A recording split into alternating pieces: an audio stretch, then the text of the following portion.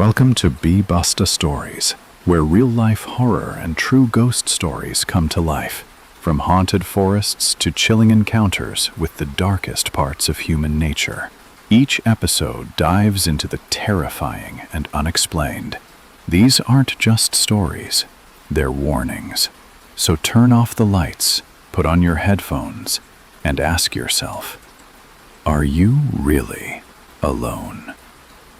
The forest was always quiet in late October, but that silence hid something sinister, something that would haunt me forever.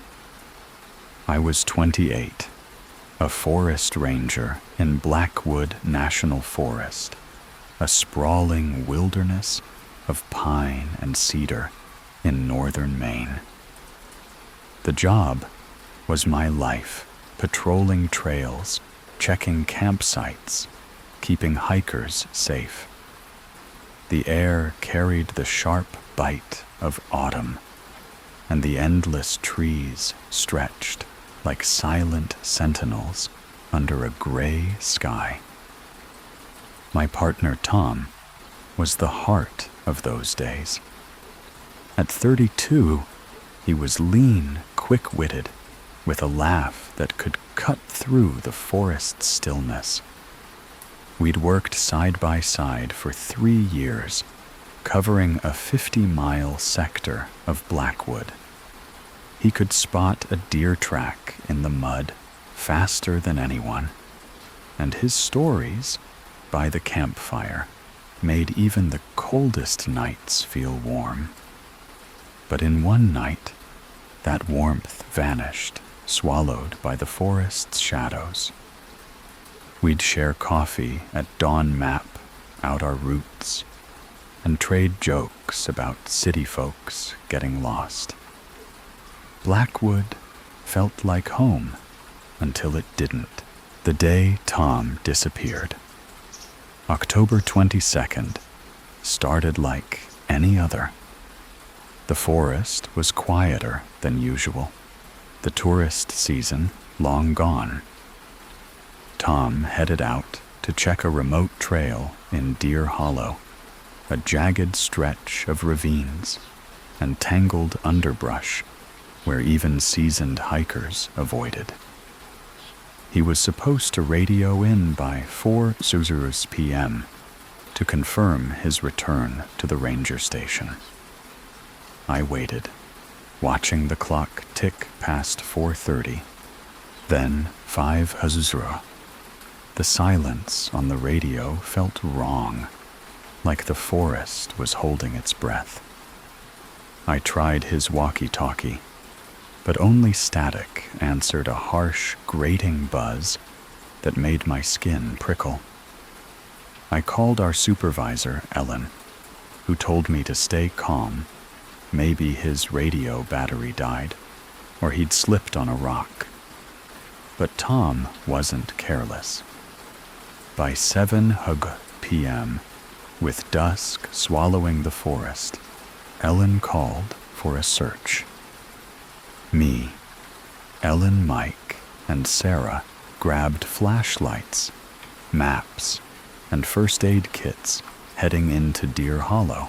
The night was pitch black, our boots crunching on frost-covered leaves, our shouts for Tom echoing unanswered. Each call felt like a plea to something that didn't want to answer. We searched for 3 days. Volunteers, police, even a K-9 unit joined us. We scoured trails, peered into ravines, dragged a nearby pond. Nothing. No tracks, no gear, not even a scrap of Tom's jacket. It was as if the forest had erased him.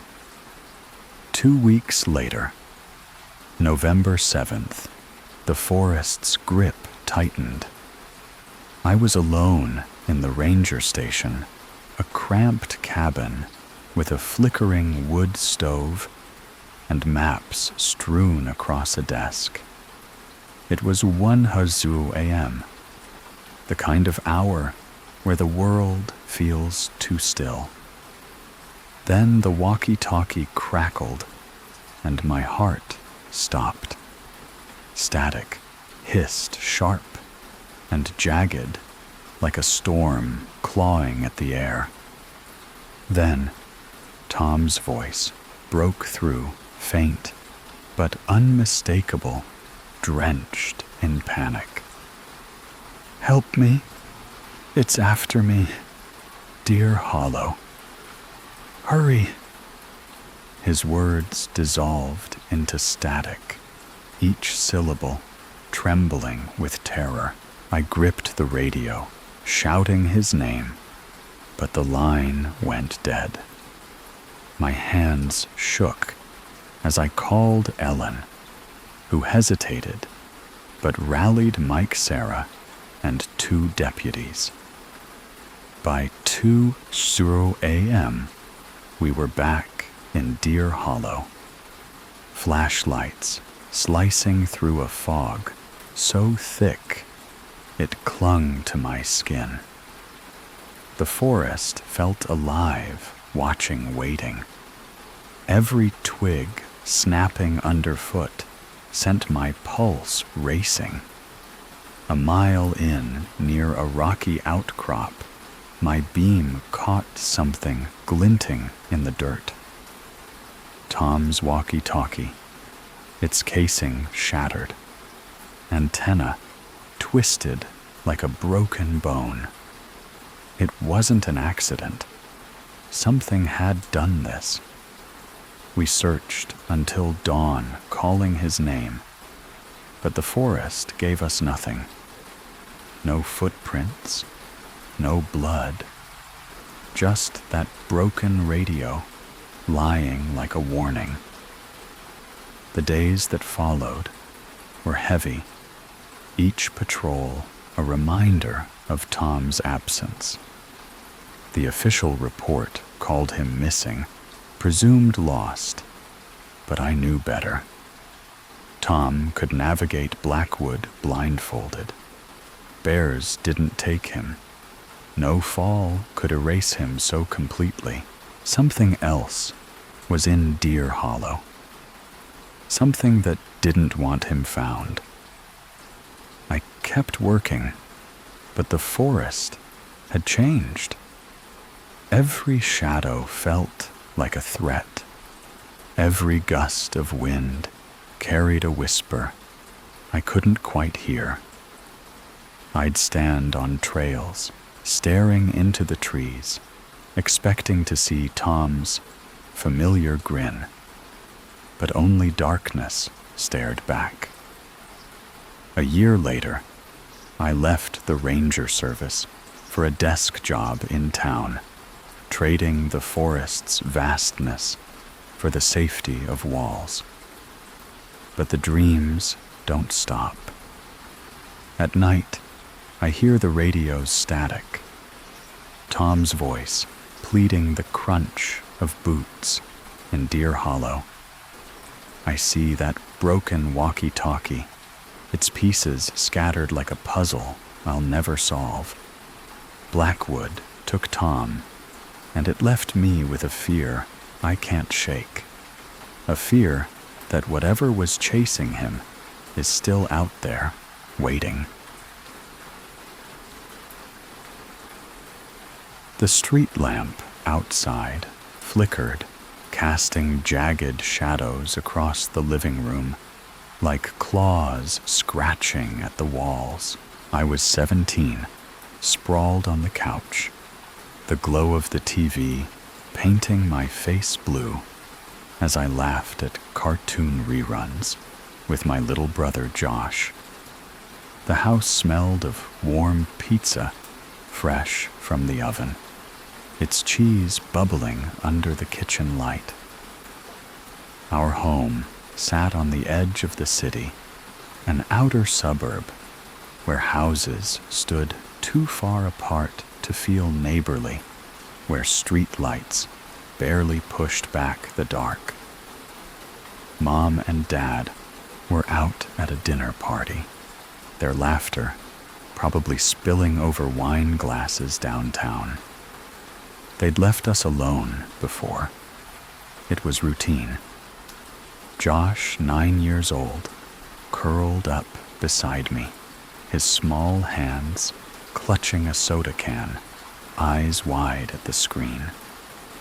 The night felt safe, ordinary, wrapped in the hum of the fridge and the distant bark of a neighbor's dog. But then a sharp knock sliced through the quiet. Not the doorbell's chime, but a deliberate thud, heavy and slow, like someone testing the door's strength. My stomach twisted, a cold knot forming as I muted the TV. Josh looked up, his brows furrowed, but I forced a smile. Probably just Mr. Carter from next door, I said, though my voice wavered. I slid off the couch, my socks silent on the hardwood, and crept to the front door. The peephole was my shield, a tiny window to the world outside. A man stood there, his black hoodie swallowing the porch light, his face hidden under the hood. He clutched a brown paper bag, the kind delivery drivers carry, crumpled at the edges. He didn't move, didn't look up, just stared straight ahead, as if he could see through the door through me. My breath caught. Listen closely. Now, don't open that door. A voice in my head whispered, urgent, primal. I pressed my lips to the door, keeping my voice steady. Can I help you? The man's head tilted up, and his eyes, God, his eyes were hollow, like pits of ink. No warmth, no life.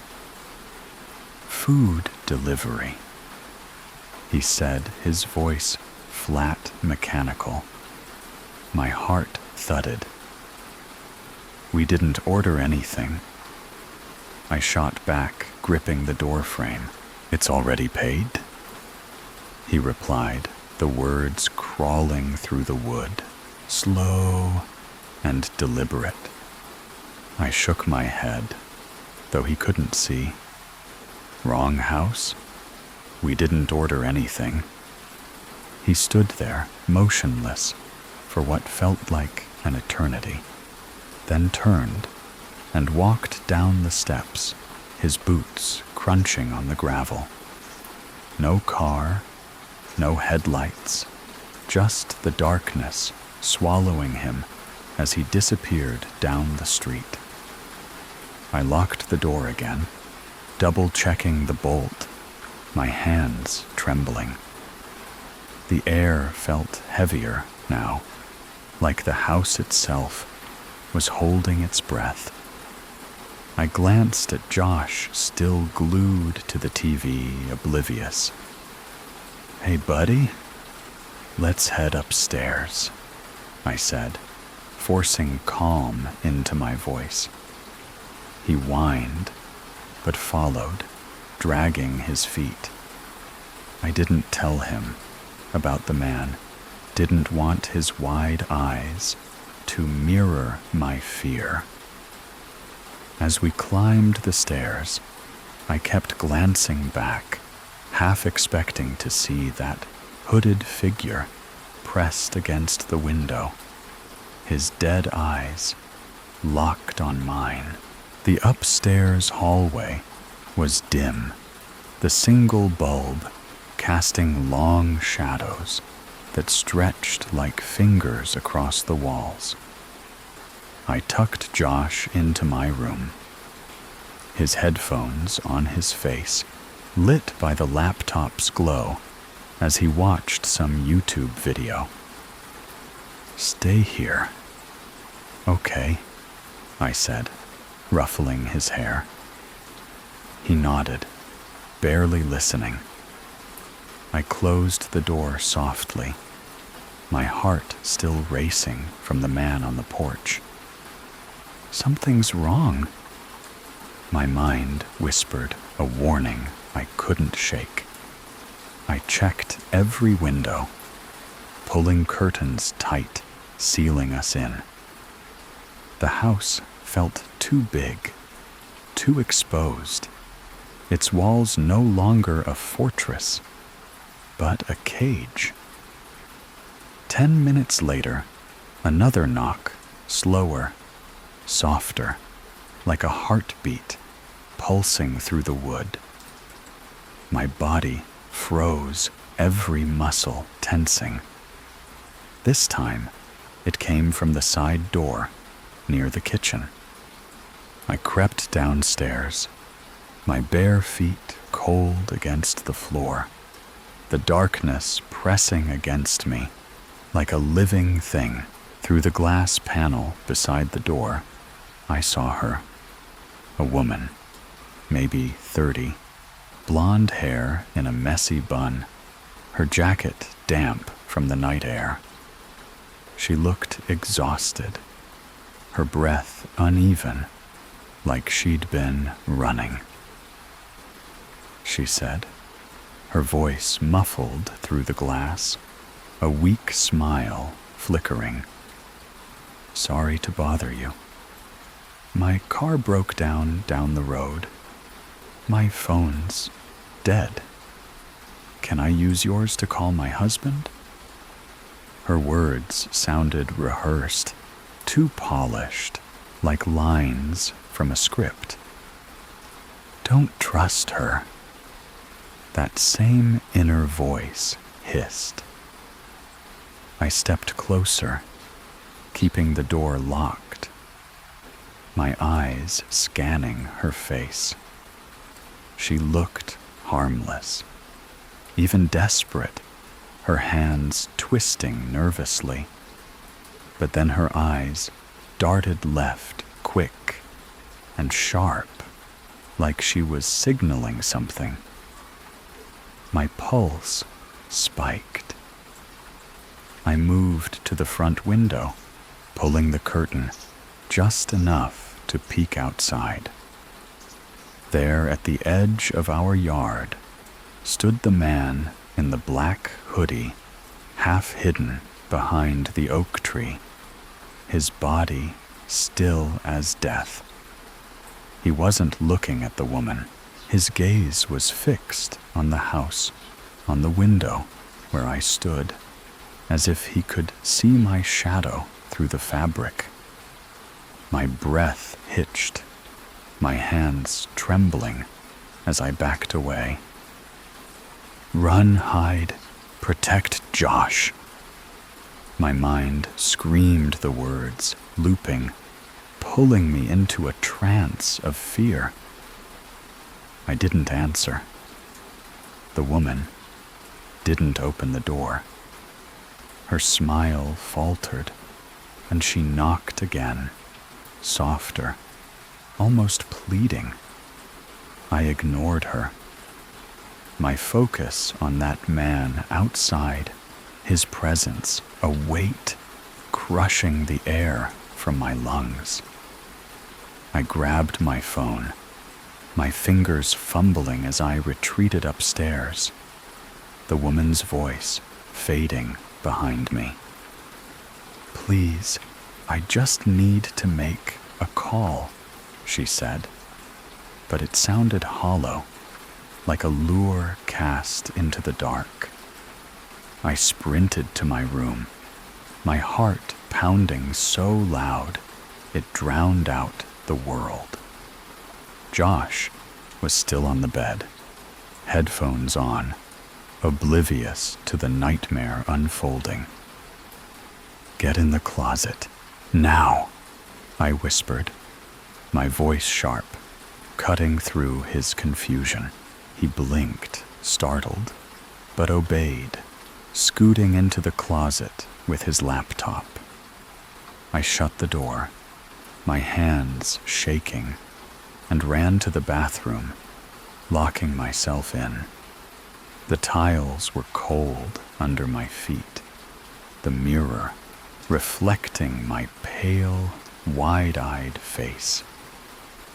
I clutched my phone, dialing 911, my breath ragged as the line connected. 911. What's your emergency? The operator's voice was calm, a lifeline in the chaos. I whispered my words, tumbling out. There's someone at my house. A man, then a woman. They're trying to get in. I'm alone with my brother. Please hurry. The operator asked if they were breaking in. Not yet. I said, my voice barely audible, but the man's outside, watching. The woman's at the door, lying about her car. I told her everything. The fake delivery, the woman's story, the man in the yard, his eyes locked on me. Stay quiet. Keep the doors locked, she said. Officers are 8 minutes away. 8 minutes. I thought an eternity.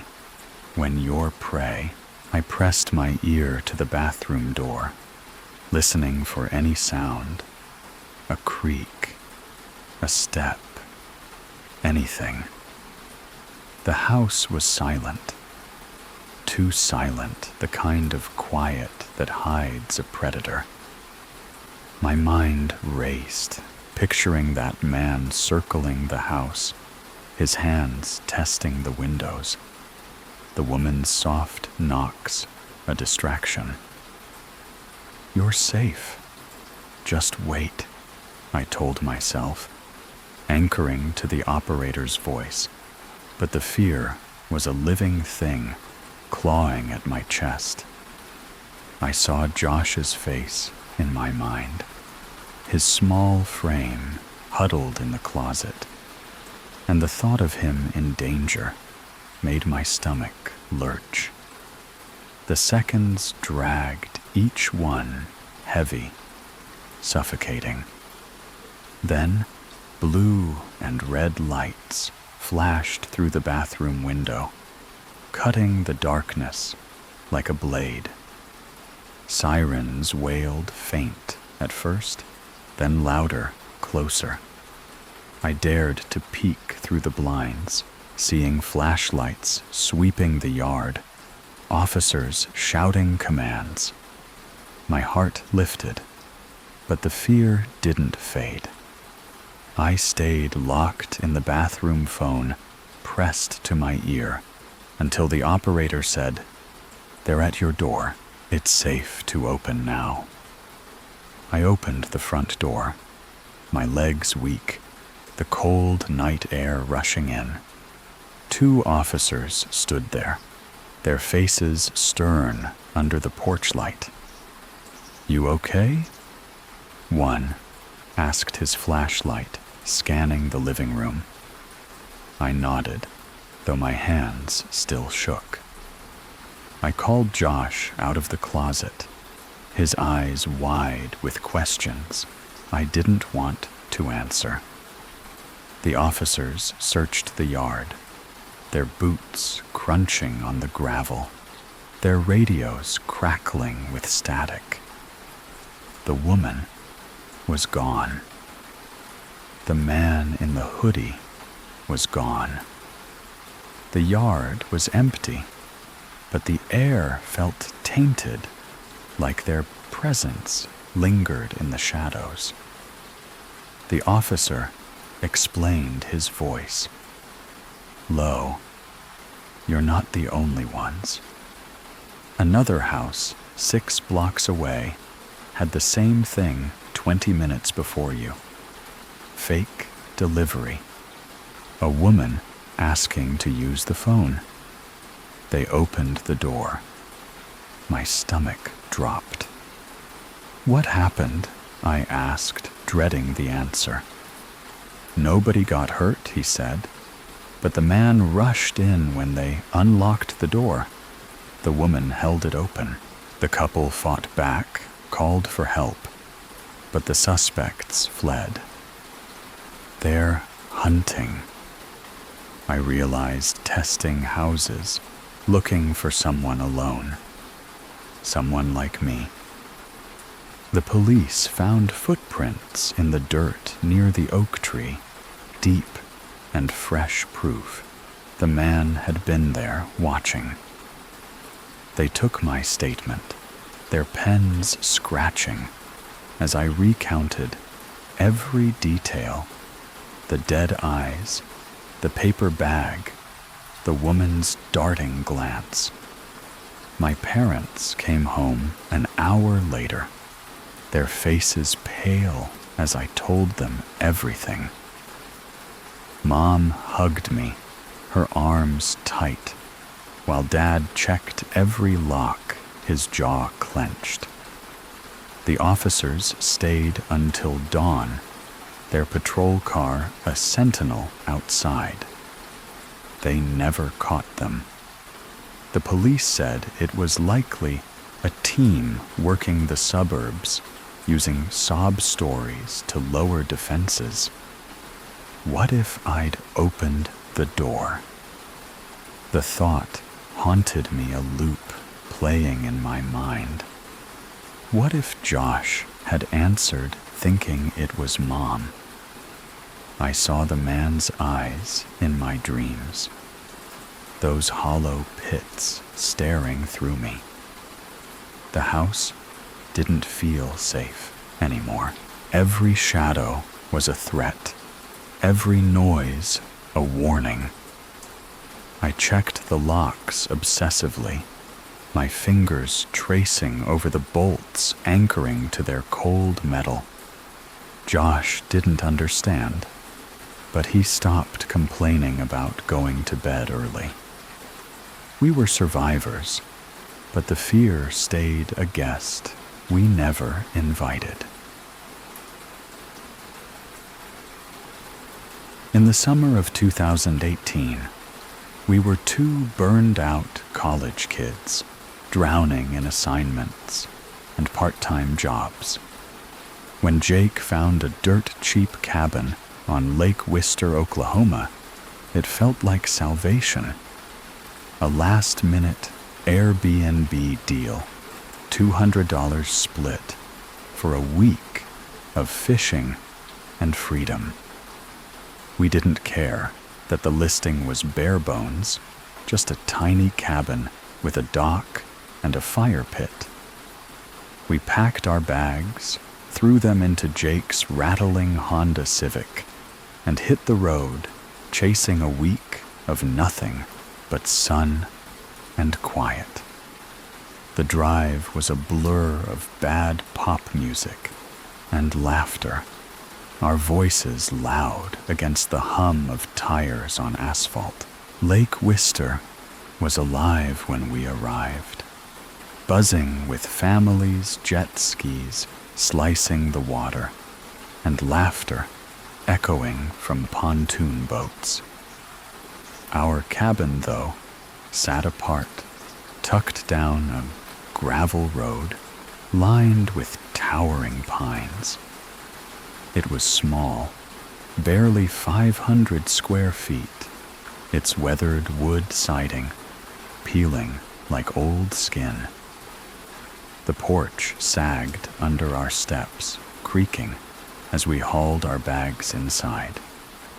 The air smelled of mildew and forgotten summers, the kind of scent that clings to your clothes.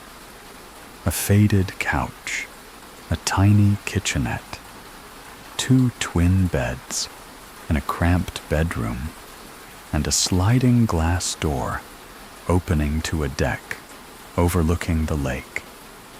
It wasn't much, but it was ours. The dock stretched into the water, rickety, but inviting, promising lazy days with fishing rods in hand. That first day was perfect, the kind of day you want to bottle and keep forever.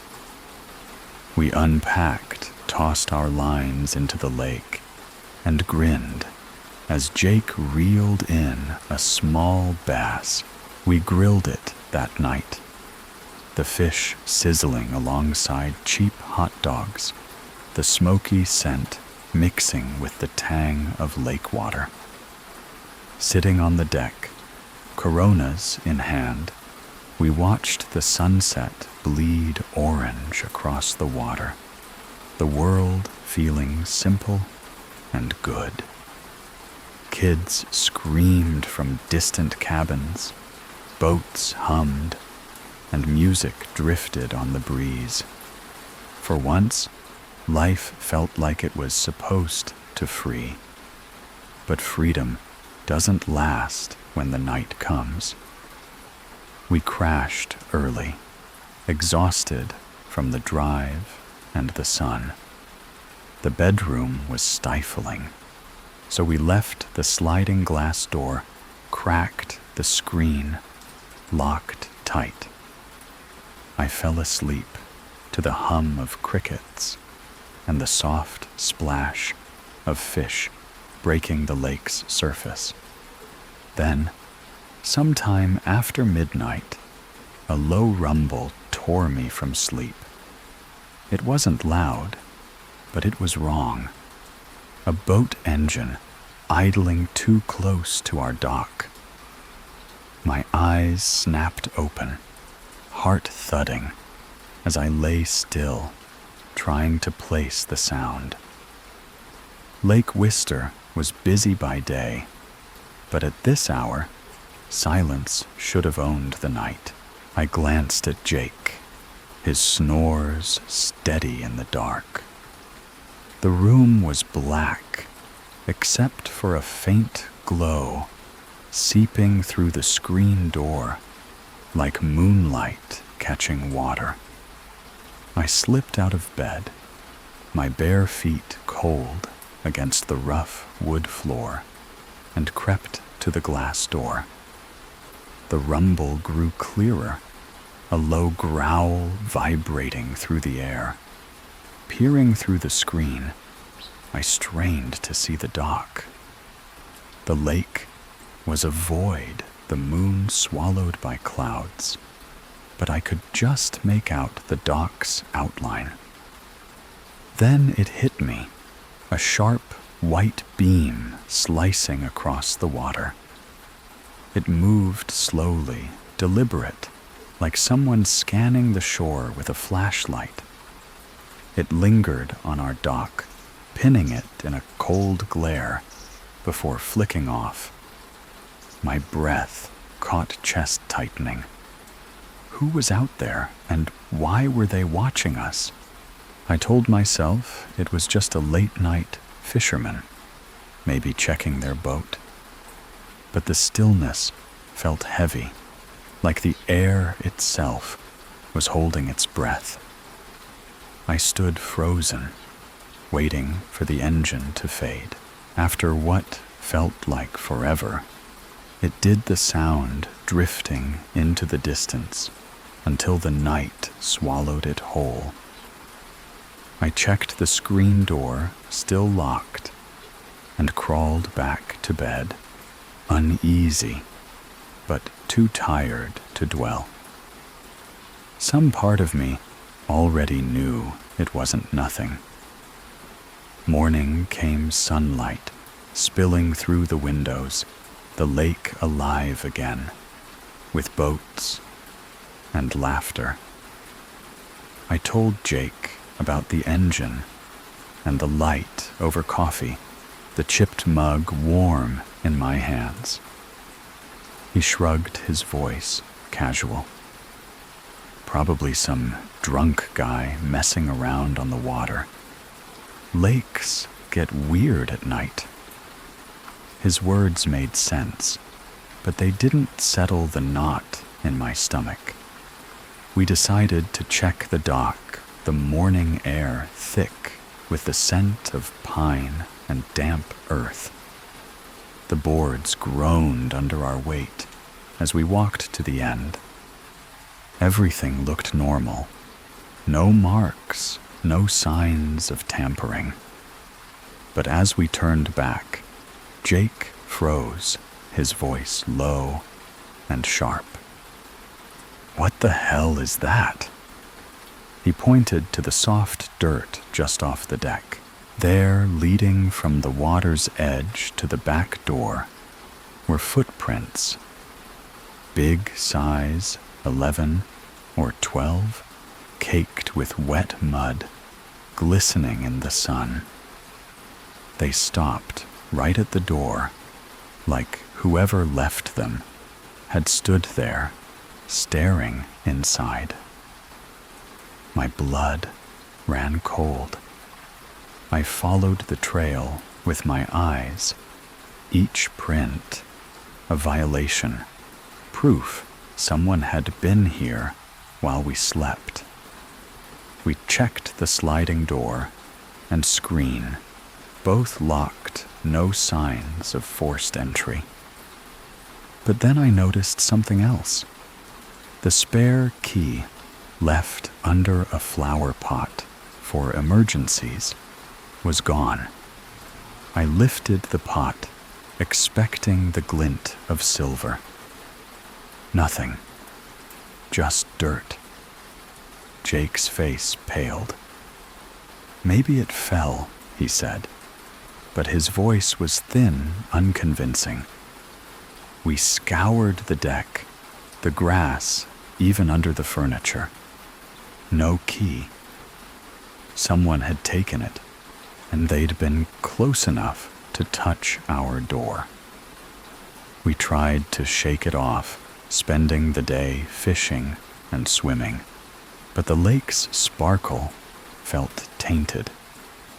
The footprints dried under the sun, fading, but not forgotten.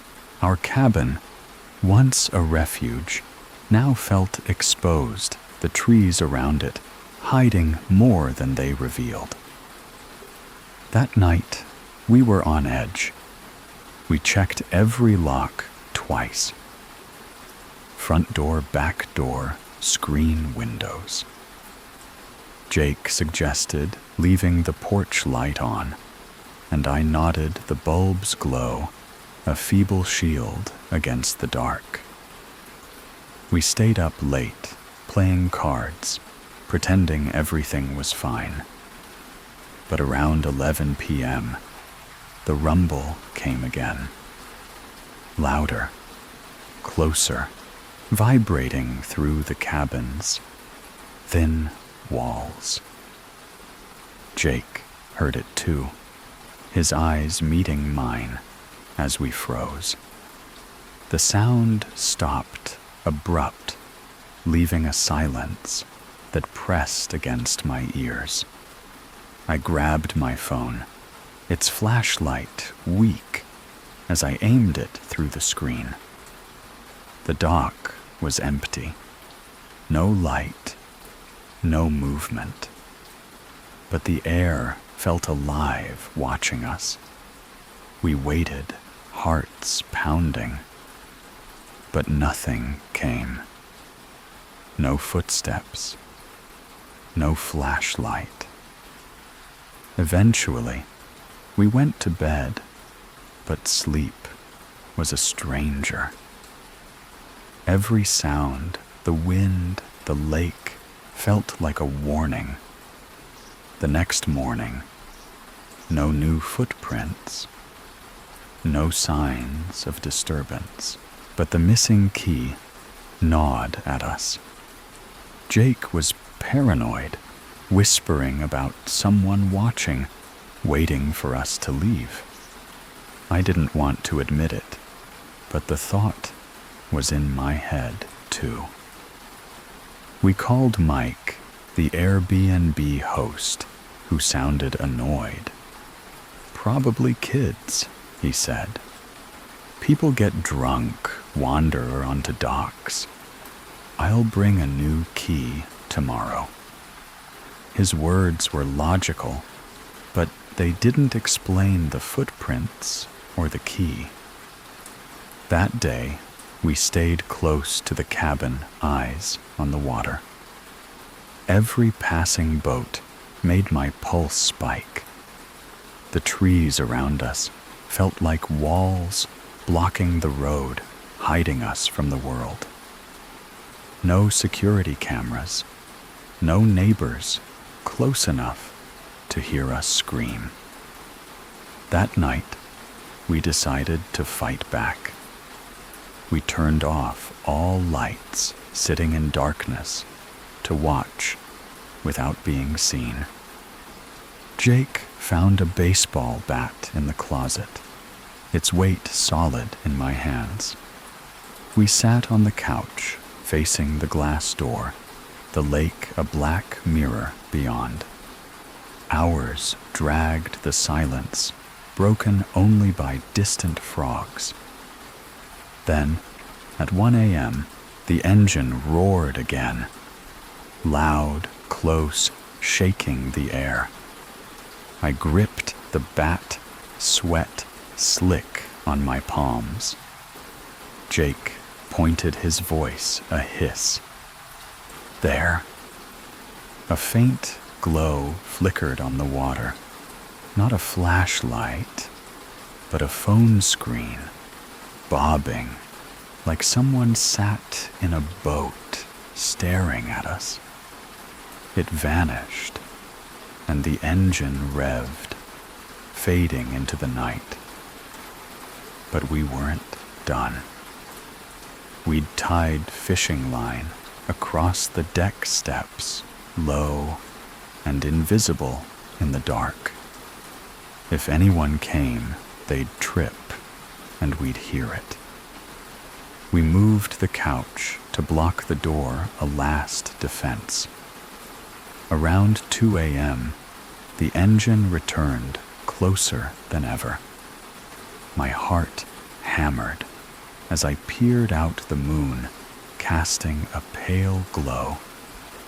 A small boat, barely 15 feet, sat just beyond the dock, a dark shape against the water.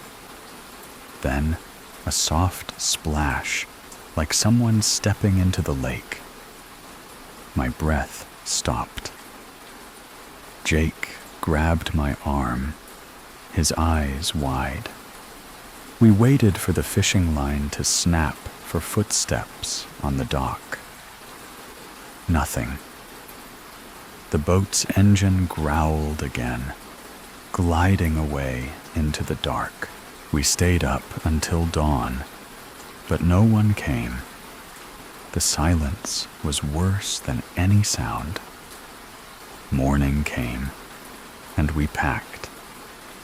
We didn't care about the money or the week we'd paid for. Something was wrong with this place, and we weren't staying to find out what. As we loaded the car, I glanced at the dock. A pile of wet lake weeds lay there, fresh, like someone had ripped them from the water and left them as a message. I didn't tell Jake. I just wanted out. We drove back to campus in silence, the lake shrinking in the rear view. Later, I checked the Airbnb, listing it was gone. Mike's number was disconnected. A week later, a news article stopped me cold. A body had been found in Lake Wister, tangled in fishing nets. The police called it an accident, but I saw that boat in my mind, that light those footprints leading to our door. Whoever was out there wasn't fishing. They were hunting. I'll never go back to that lake, and I'll never trust a cheap cabin again. Zeros. At 14, curled up alone in my quiet suburban home on a dark October night, I felt the world shift when a shadow outside my window didn't just linger. It stared back as if it could see straight into my racing heart. That night, my name was Sophia, and it marked the moment my safe haven became a cage of endless fear. I'm Sophia, a 14-year-old who thought she had her little world under control. It was a chilly Friday evening in October, the air heavy with the promise of winter leaves skittering across the pavement like nervous whispers. My parents had slipped out for their monthly date night, a ritual as old as my memories, leaving me in charge of our house. I'd been left alone before plenty of times, and it never fazed me. Our suburban neighborhood was the kind of place you'd see in a feel-good movie. Tidy lawns, friendly waves, kids biking until the street lights flickered on. Crime was a story for other towns, not ours, where the worst scandal was a missed garbage pickup. That naive trust in safety held me together until that night tore it apart like paper in a storm. By 7:00 p.m., the sky had plunged into a deep, starless black clouds, swallowing any hint of moonlight. I sprawled across the living room couch, sinking into cushions that felt like old friends, my phone glowing as I scrolled through TikTok videos, mindless clips of dancing and pranks that dulled the edges of a long week. The TV droned in the background, some Netflix show. I barely followed its dialogue, a soft hum against the house's quiet. The refrigerator's low buzz was a constant companion, blending with the occasional groan of the old wooden floors settling under their own weight. My parents had left a pizza warming in the oven, its savory scent curling through the air, tempting me to wait for it to cool. They'd promised to be back by 10:00 p.m., giving me a few hours to revel in my temporary freedom, texting friends, losing myself in videos, ruling my small kingdom. I was deep in a text thread with my friend Emma, dissecting the latest school gossip crushes, cafeteria spats, the kind of drama that feels earth-shattering when you're a teenager. My phone's light cast faint shadows on the walls, a soft glow in the dim room. That's when the first sound cut through a faint snap, like a twig breaking underfoot in the backyard. Our massive oak tree loomed out there, its branches a playground for squirrels or stray cats prowling for scraps. I froze, mid-text thumb hovering, but brushed it off as nature's usual chatter. No need to jump to conclusions over something so small. I dove back into my phone, a new video pulling my focus with forced laughter. Then it came, again louder, more deliberate. A heavy crunch on the gravel path leading to our back door, as if something substantial pressed its weight into the stones. My stomach lurched a cold wave of unease, washing over me, urging me to listen closer. I tried to reason it away, maybe a stray dog, or the wind tossing branches, but the sound carried an intentionality that pricked my instincts. I reached for the remote, muting the TV, the sudden silence amplifying every creak in the house. I held my breath, ears straining for another clue. Nothing followed, just an oppressive quiet that felt alive watching. A shaky laugh escaped me, mocking my own nerves, and I turned the TV back on its noise, a fragile shield against the creeping dread. Hunger finally nudged me off the couch toward the kitchen, the tile floor cool beneath my socks. As I passed the back door, its small window framed a slice of the night beyond. I glanced out, half expecting nothing but darkness, but the porch light, motion activated and reliable, was off a detail that sent a shiver down my spine. A dead bulb, I told myself, grasping for logic.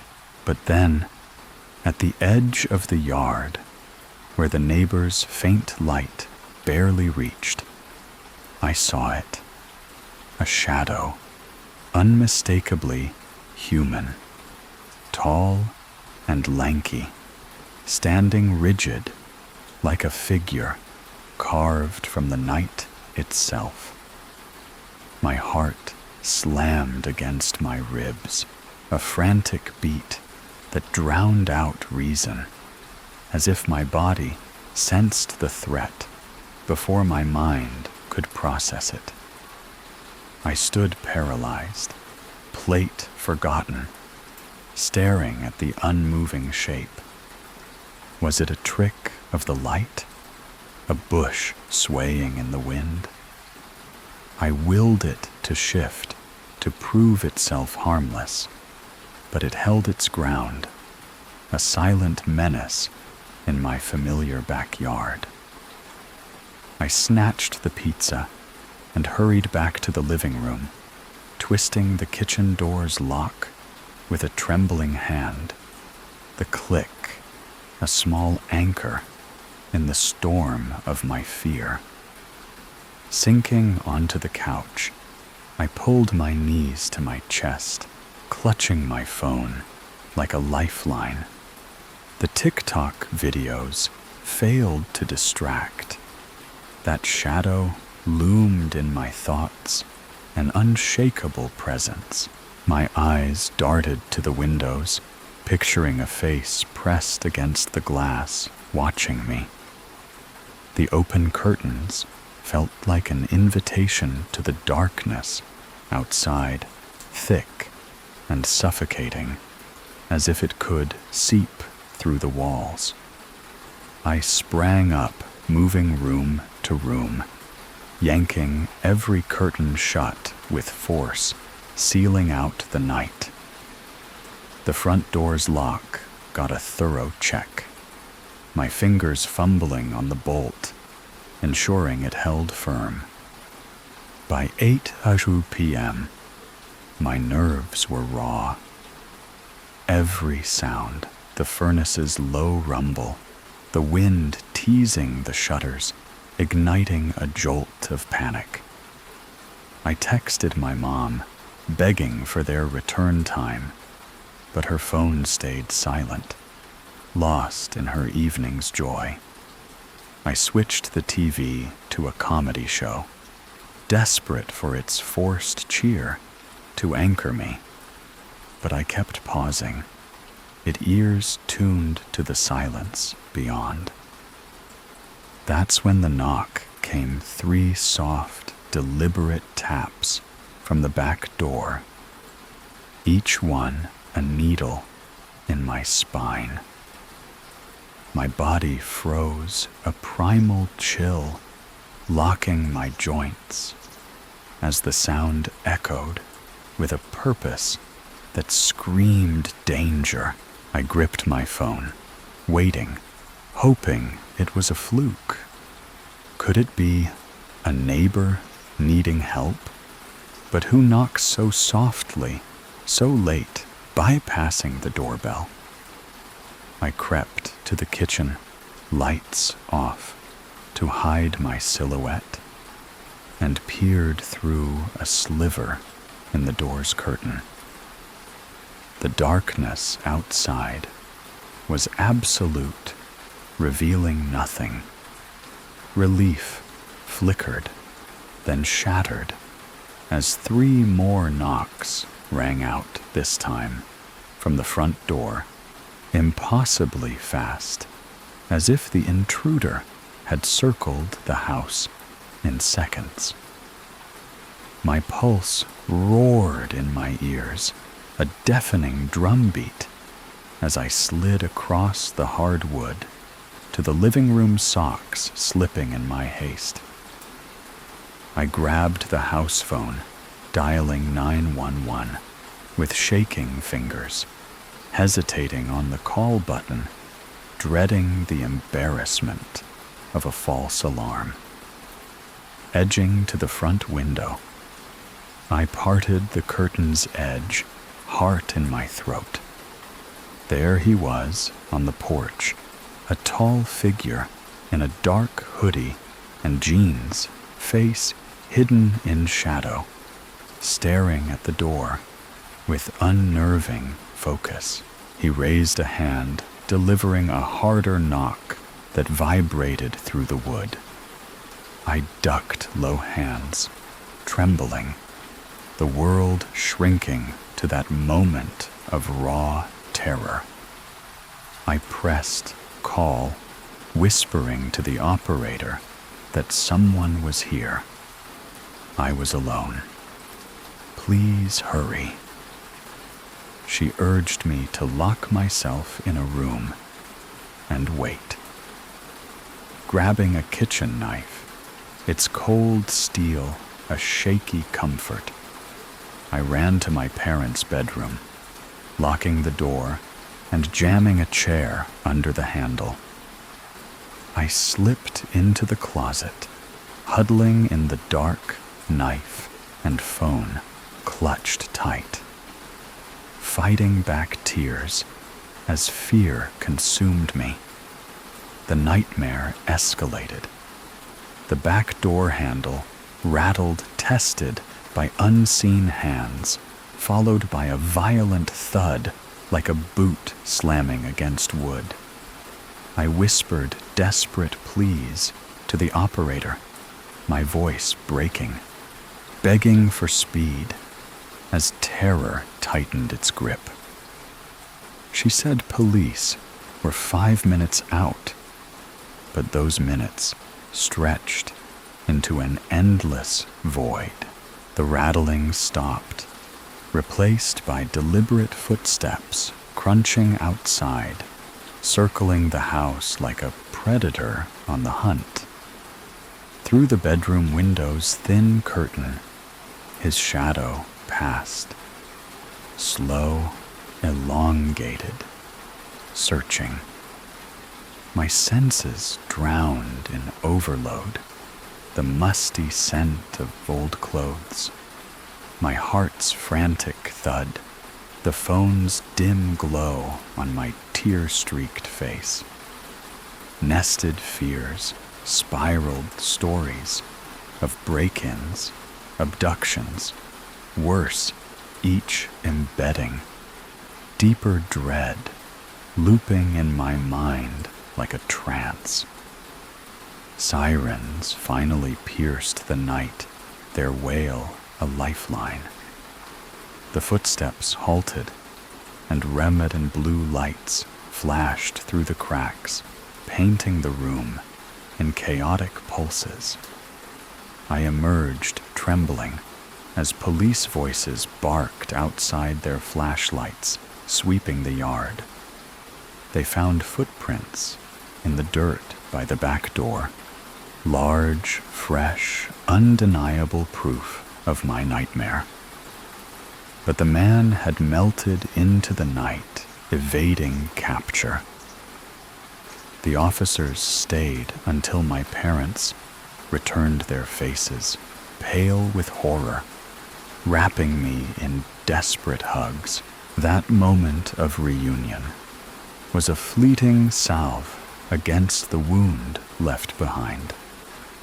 The police called it a likely burglary attempt, an opportunist seeking an easy mark. But the explanation felt hollow against the calculated malice I'd sensed. Years later, I can't sleep without checking every lock, every window, my mind trapped in that night's endless loop. The house's slightest noise, a floorboard's groan, a branch's scrape, sends me back, certain. He's out there waiting, his shadow moving with eerie awareness, as if it knew I was watching anchors, a fear I can't escape. It taught me that even the safest places can betray you, a lesson burned into my bones. The rain was soft that night, tapping the farmhouse roof like a lullaby, but something in that house was awake waiting. In May 1994, my girlfriend Bunny and I craved an escape from Nashville's relentless grind. We found a listing in the Tennessean's classifieds, a 2-bedroom farmhouse in Sevierville, Tennessee, promising mountain views and quiet for just $80 a weekend. It sounded perfect. I called Mr. Doran, the owner, whose gravelly voice assured me the key would be under a chipped blue flower pot on the porch. We mailed a check packed light and drove down U.S. Route 441, the road winding through rolling pastures and barns painted with faded Sea Rock City signs. The air smelled of spring clean and damp as we turned onto a gravel lane past a leaning mailbox still bearing Doran in peeling letters. The white farmhouse sat alone on a low hill, framed by dense woods of pine and poplar. But even in the daylight, its stillness felt too heavy, like a place holding its breath. Inside time seemed frozen patchwork quilts draped over sagging couches. A pendulum clock ticking softly, its rhythm steady but unnerving. The floors creaked under our steps, and the faint scent of old wood and mildew clung to the air. Bunny smiled, excited for our weekend, but I felt a prickle of unease, like the house was watching us settle in. We carried our bags down a narrow hallway, the walls lined with faded photos of strangers smiling in sepia tones. Then, Bunny froze her finger, pointing at a door. Halfway down the hall, a plain wooden door stood out, sealed with a heavy iron deadbolt on our side.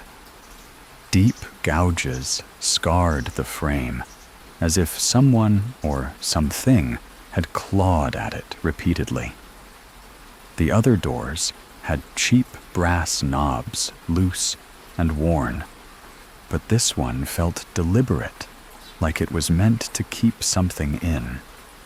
I joked that Mr. Doran probably stored old tools or hay behind it, but my laugh sounded hollow. Bunny's eyes lingered on the scratches, her face pale. You can't shake the feeling that something's wrong when you see marks like that.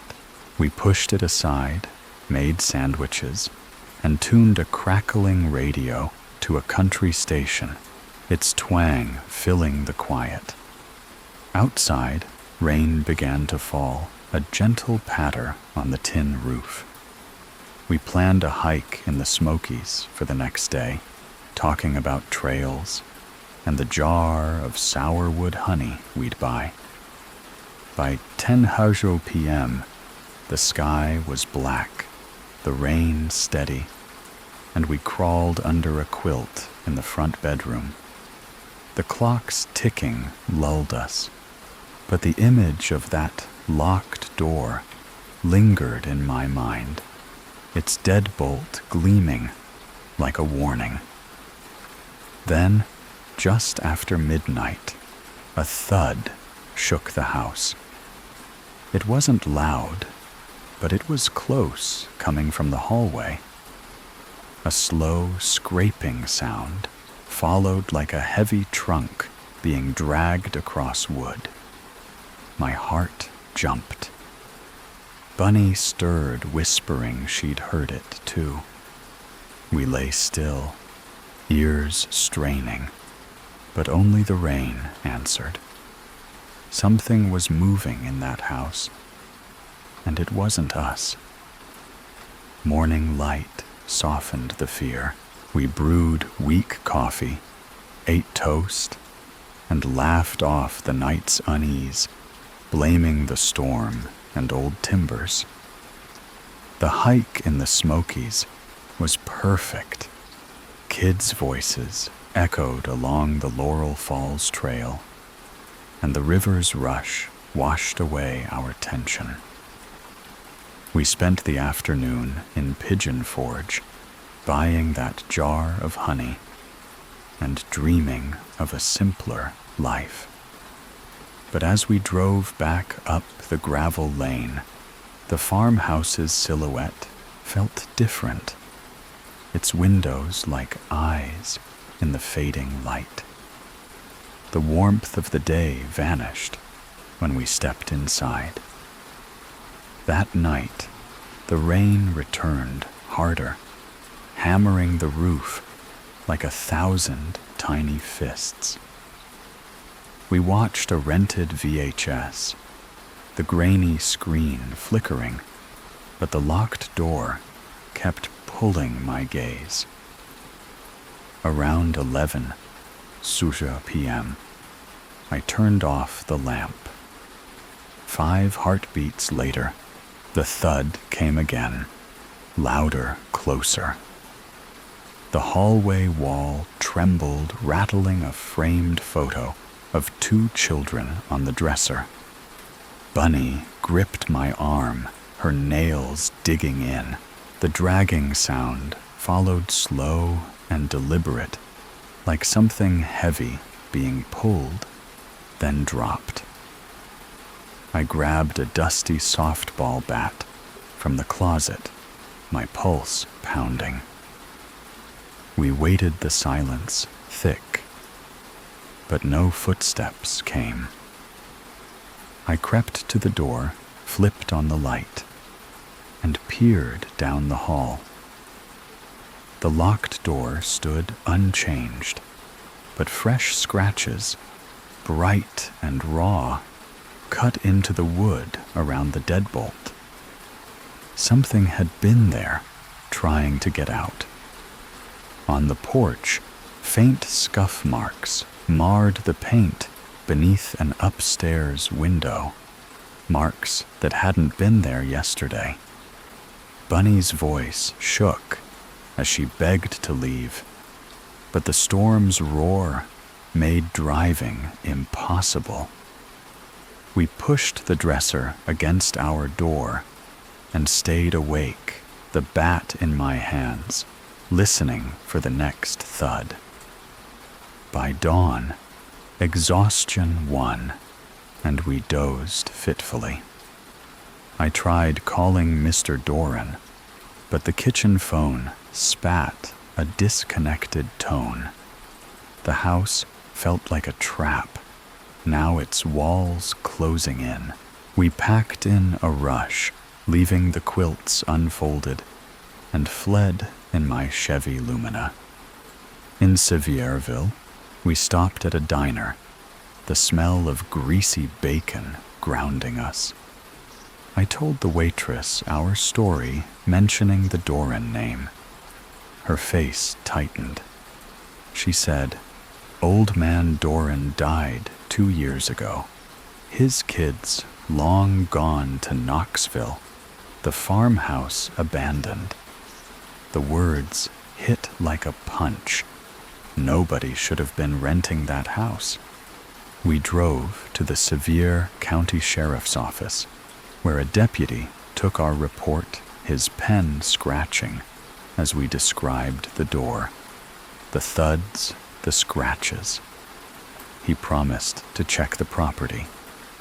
Weeks later, I called for updates. The deputy said the farmhouse was empty, dust thick, no signs of entry, except those scratches. He suggested raccoons, but his voice lacked conviction. Raccoons don't drag trunks or climb walls. The locked door stayed sealed, its contents unrecorded. Bunny and I never returned for our deposit.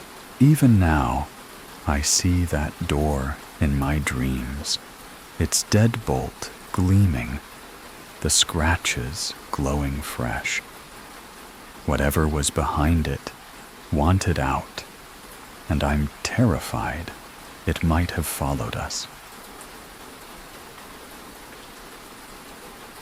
The clock struck 2 a.m., and in that instant, a faint glow pierced the darkness from the empty house across the street, pulsing like a dying heartbeat that refused to stop drawing me into a nightmare I couldn't escape. Living alone in my modest brick house on Oak Ridge Lane had always been a choice for peace, a quiet refuge from the chaos of the world. The street was one of those forgotten corners of suburbia where lawns were neatly trimmed, but conversations between neighbors were rare fleeting nods over mailboxes. Across from me loomed the 2-story home with its faded green shutters, peeling paint, whispering stories of neglect. Mr.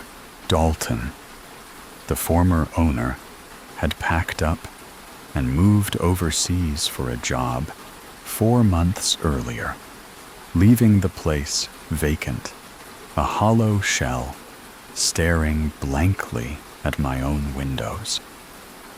A weathered real estate sign still tilted against the mailbox, its for sale promise long forgotten in the wind.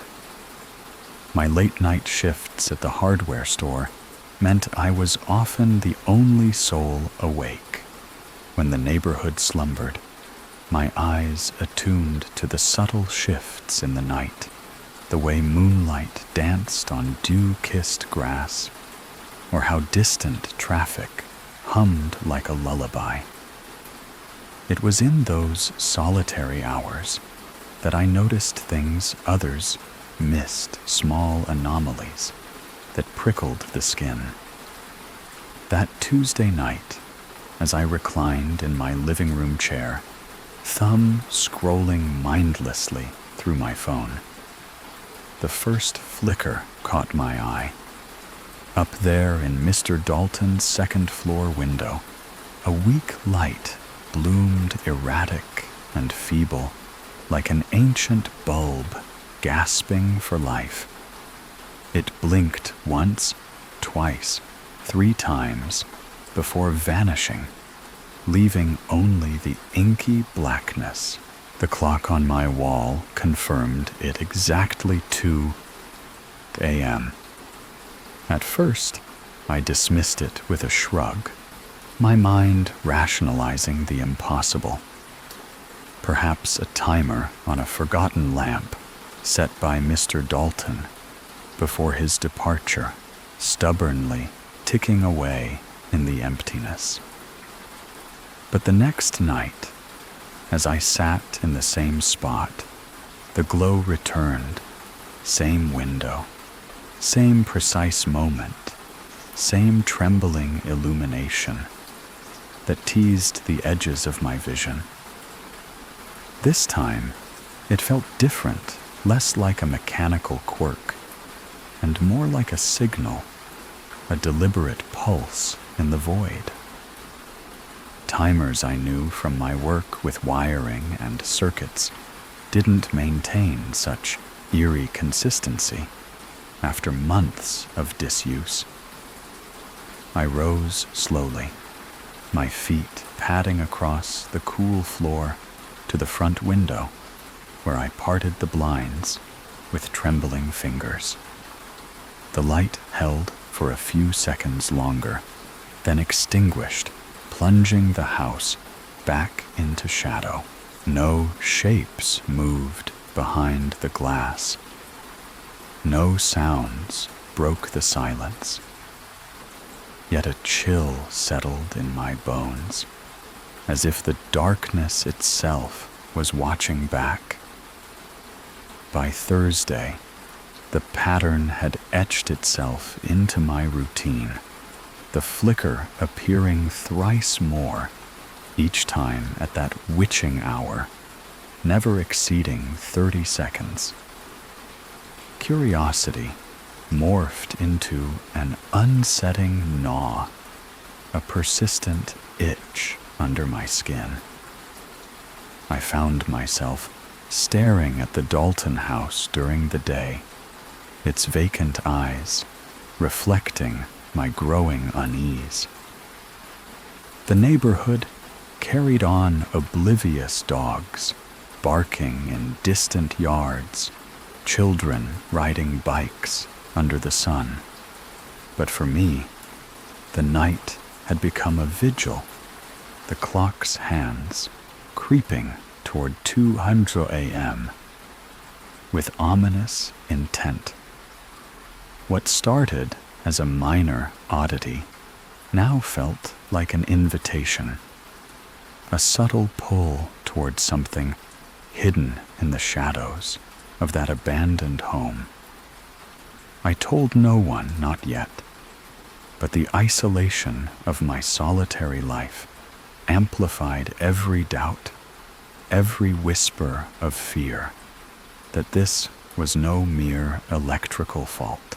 My days at the hardware store, surrounded by tools and tangled wires, had given me a practical edge, a knack for troubleshooting the mundane mysteries of circuits and fuses. Faulty wiring could spark unpredictably, but never with such clockwork precision, like a metronome ticking in the dead of night. I toyed with calling the property management company, my finger hovering over the number, but hesitation won. What would I say?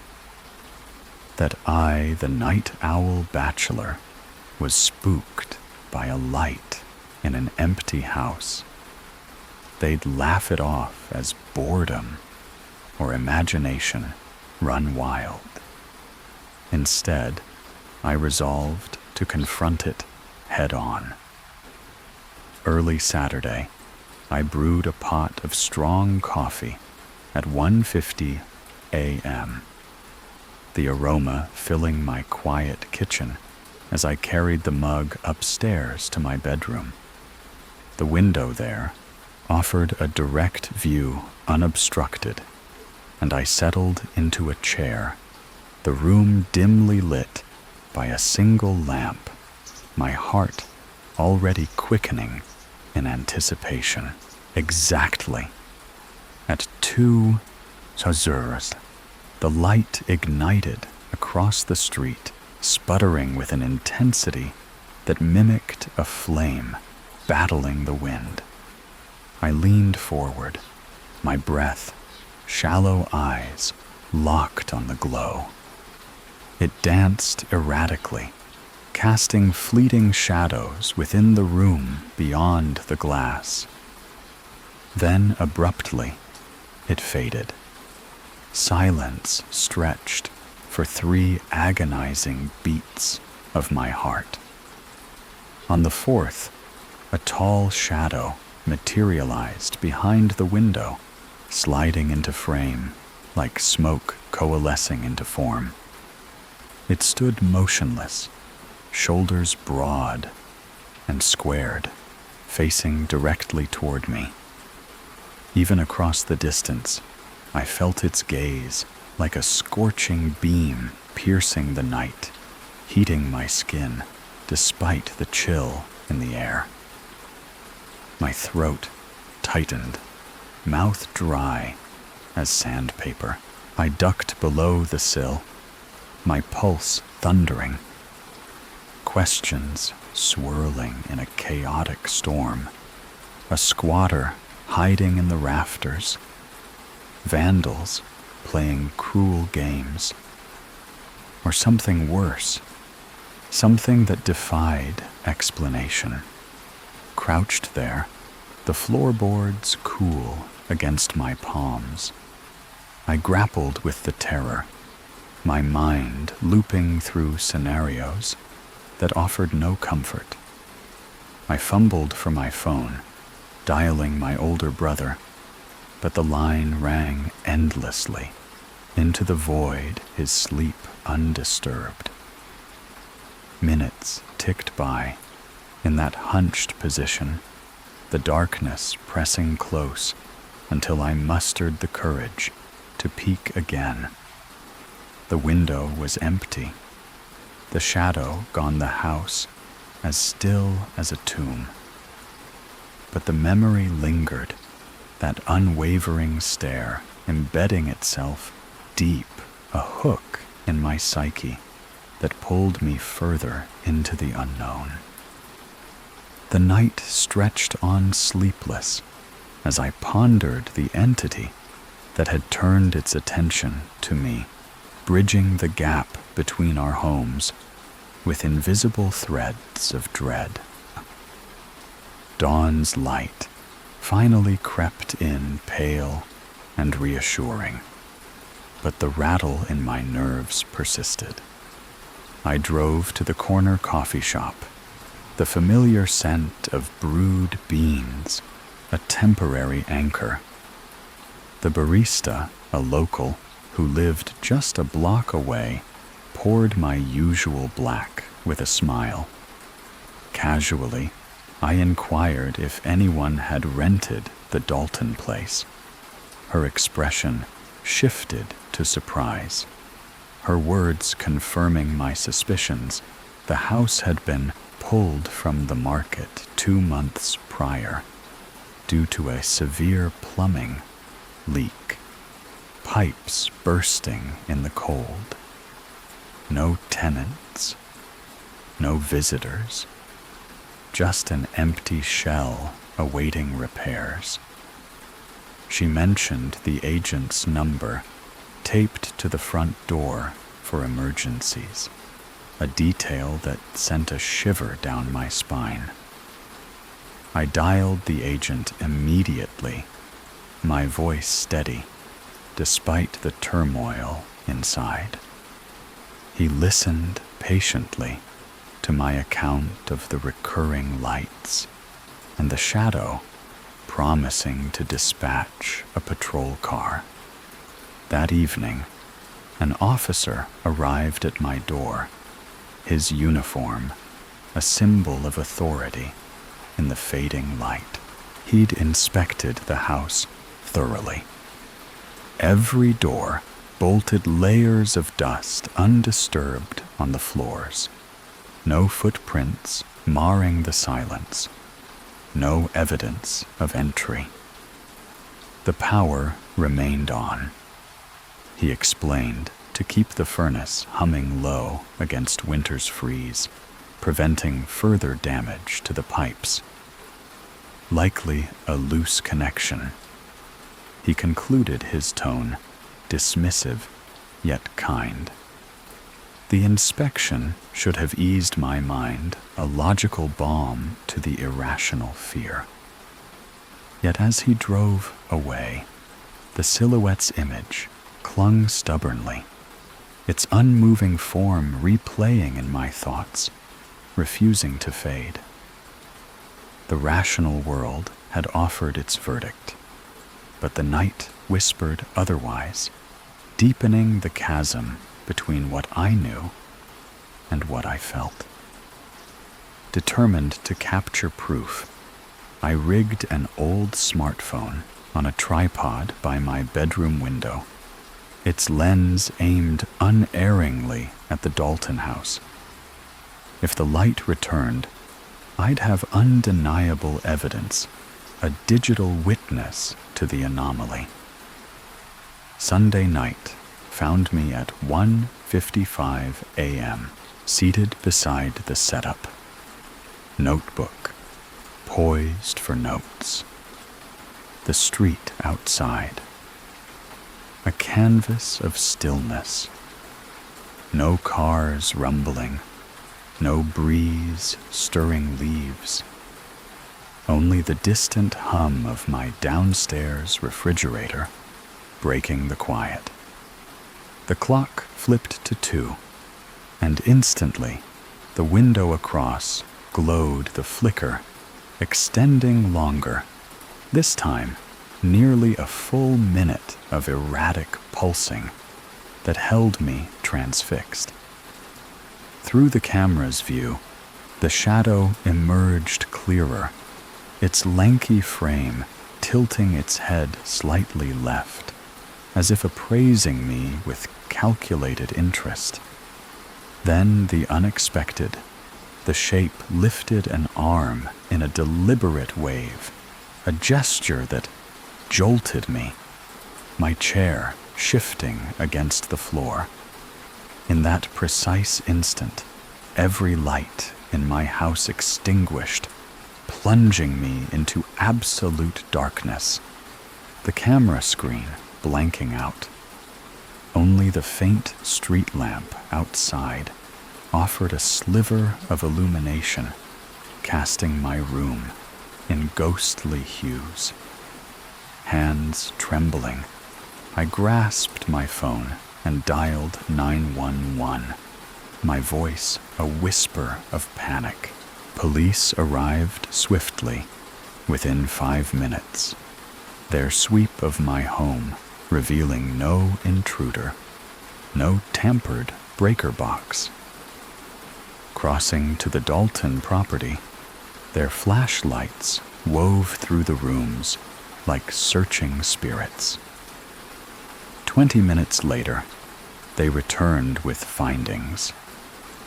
The upstairs hallway fixture dangled by frayed wires, shattered bulbs scattered below dust, blanketing all but a fresh scuff on the sill. Facing my house, a clean smear, as if touched moments ago. No footprints, no other signs yet. The mark screamed of recent presence. The agent acted the next day, changing locks and cutting power entirely.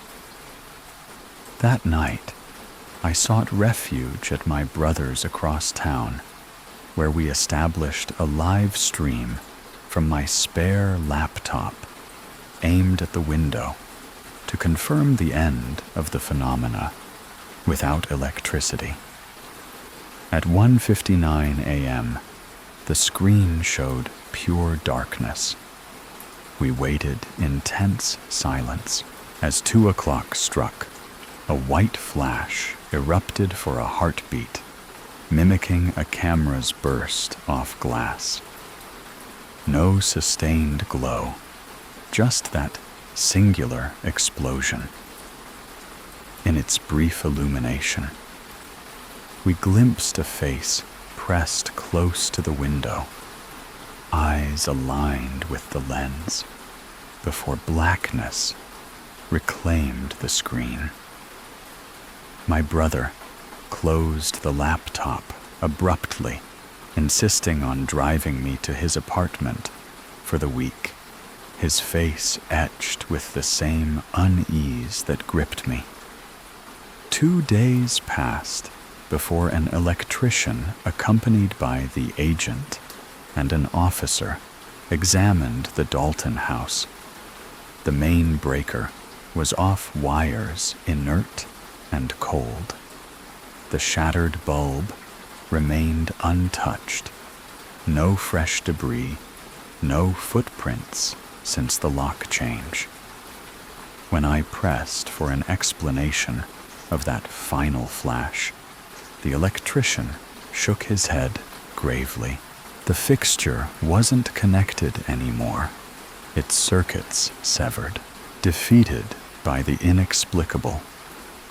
I listed my house for sale a month later, escaping to a downtown apartment with a roommate, where the nights no longer whispered of shadows, watching from afar. The Dalton home faded into memory, but its gaze lingered a perpetual chill in the recesses of my mind. In the fall of 2013, I was 27, scraping by as a delivery driver for an auto parts company in rural Ohio. My days were long hauling crates of brake pads and oil filters to mechanic shops across the state. Most routes were daytime predictable, but sometimes I'd get stuck with a late-night run. Those were the worst empty roads.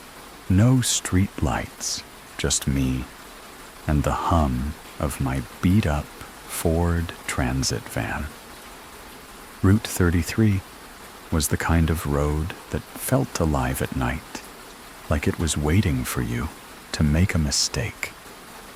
It cut through endless fields and patches of gnarled woods, a 2-lane stretch where you could drive for miles without seeing another soul.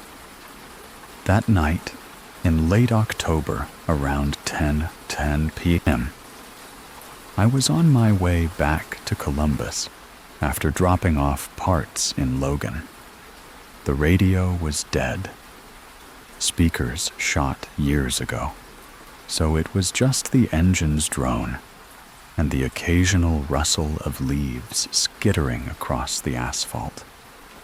The air was crisp, heavy, with the scent of damp earth and dying crops. I was tired, my eyes burning from a long day, but alert enough to keep the van steady. Something about that road always made me feel like I wasn't alone. About 20 minutes in a flicker in my headlights stopped my breath. A quarter-mile ahead, something stood on the roadside just beyond the beam's reach. At first, I thought it was a deer, common out here, their eyes glowing like coins in the dark. But as I eased closer, the shape sharpened. It was a person, tall and unnaturally still, facing away from the road. They wore a dark jacket hood up, blending into the night, like they were part of it. My hands tightened on the wheel, the van slowing as I passed. Who stands in the middle of nowhere at this hour? I rolled down my window, the cold air biting my face, and called out, "Hey, you okay?" No answer. They didn't even twitch. The figure just stood there, a silhouette against the black trees, as if carved from the night itself. I kept driving, my heart thudding, checking the rearview mirror. The figure was gone. No trace, no movement, like they'd melted into the woods. I told myself it was a hunter, maybe someone walking home, but the stillness clung to me heavy and wrong. A few miles later, the van betrayed me. The dashboard clock started flickering, jumping from 10:47 p.m. to random numbers: 3, 12, 7, 56, 1, 23, like it was possessed. I tapped it, cursing under my breath, thinking a loose wire was to blame. Then the engine sputtered a quick choke that made the van lurch. My stomach twisted. Getting stranded out here was a nightmare I didn't need.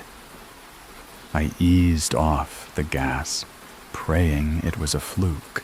The road stayed empty, the fields stretching into darkness.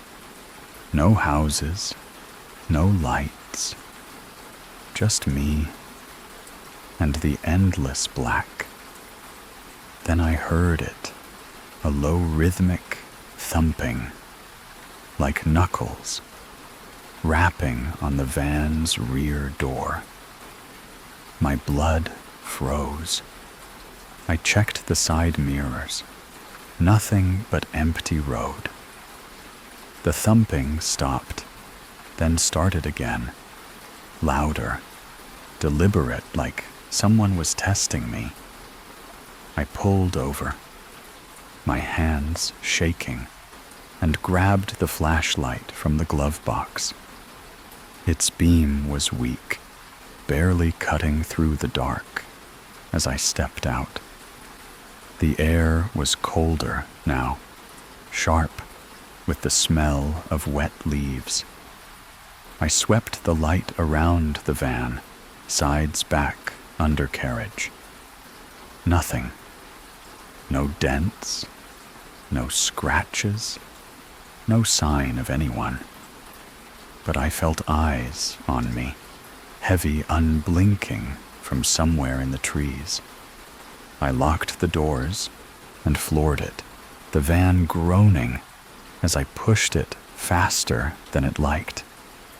10 minutes later, the nightmare repeated. My headlights caught the same figure standing on the right side of the road, facing away, same dark jacket, same eerie stillness. My heart slammed against my ribs. There was no way they could have gotten this far on foot. Not this fast, not through fields and woods. I didn't stop. I sped past my eyes, locked on the rear view. The figure turned its head, slow, deliberate, like it knew I was watching. No face, just a shadow under the hood, but I felt its gaze, cold and heavy, pinning me through the glass. I gripped the wheel, my knuckles white, telling myself I was tired seeing things.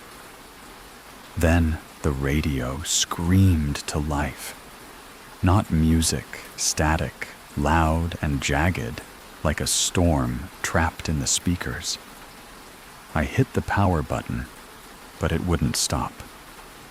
Through the crackle, a voice emerged, faint, garbled, a man's whisper, cutting through the noise. "Stop! Turn back!" Over and over, growing louder, more desperate. My skin crawled. I slammed the dashboard, shouting at it to shut up, but the voice kept going, clawing into my head.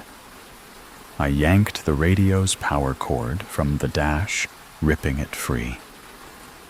The static died, leaving a silence that felt louder.